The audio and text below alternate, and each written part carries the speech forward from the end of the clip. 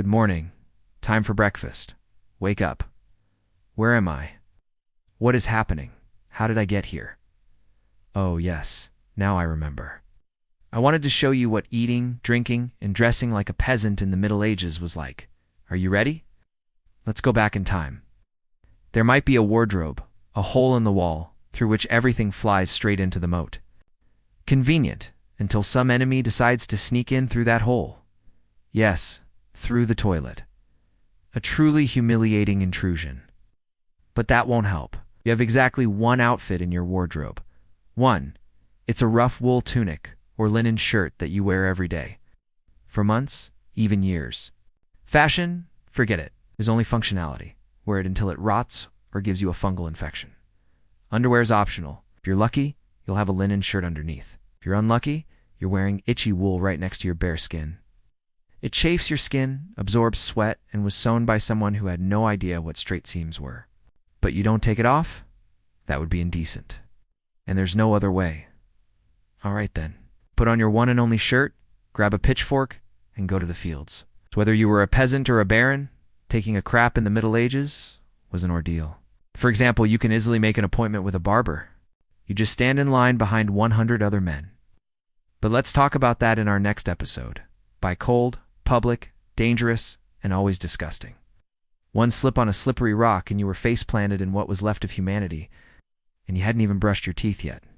But we'll get to that too. Alas, this is the Middle Ages. There's nothing comforting about it.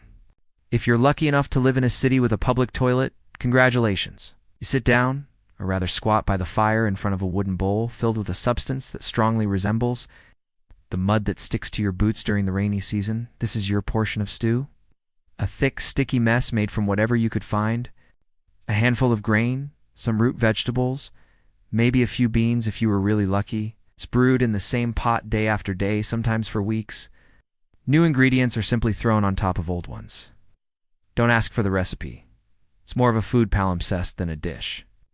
The stew comes with a loaf of bread, so stale you could fight off bandits with it. It's baked from coarse rye or barley flour, generously flavored with sawdust, crushed acorns, or some other fancy additive, because pure wheat is a pipe dream for the rich. Such bread is not your friend. It is not cut, it is negotiated with. And what about the drink? Don't expect orange juice or oat latte. You drink beer? Yes, beer. 6 in the morning. Why? Because the water is teeming with parasites and impurities. It is a weak beer, almost non-alcoholic, but with a high chance of surviving after drinking. Everyone drinks it, including small children. No one is thrilled, but at least it's safer than scooping up water from the nearest stream. Meat, cheese? Forget it.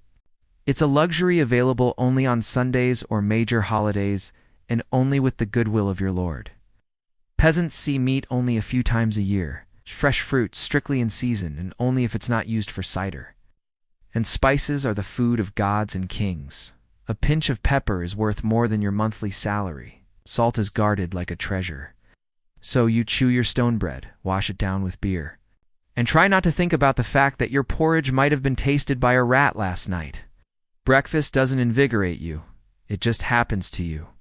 And now that you're officially hungry and morally exhausted, it's time to go to work. Because your life literally depends on it.